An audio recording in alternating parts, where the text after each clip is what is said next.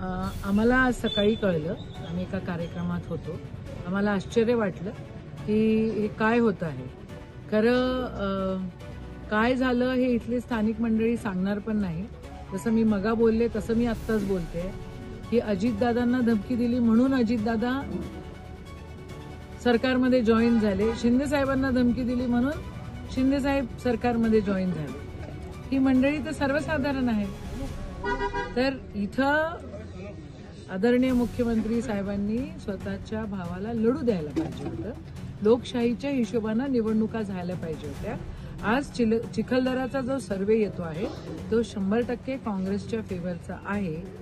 मी मगाही बोलले, आताही बोलते आहे, जर फ्री अँड फेअर इलेक्शन्स होऊ दिले तर ह्या ठिकाणी तुम्हाला मोठ्या प्रमाणामध्ये काँग्रेस आणि काँग्रेस मित्रपक्ष या ठिकाणी जिंकलेले दिसतील. सगळीकडे अख्ख्या महाराष्ट्रामध्ये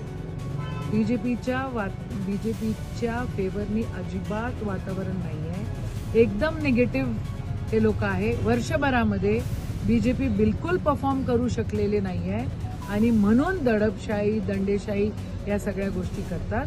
मला विश्वास आहे आमचे इथले जे उमेदवार आहेत सगळे ते इथनं चांगल्या मतांनी निवडून येतील. उद्याचा शेवटचा दिवस आहे.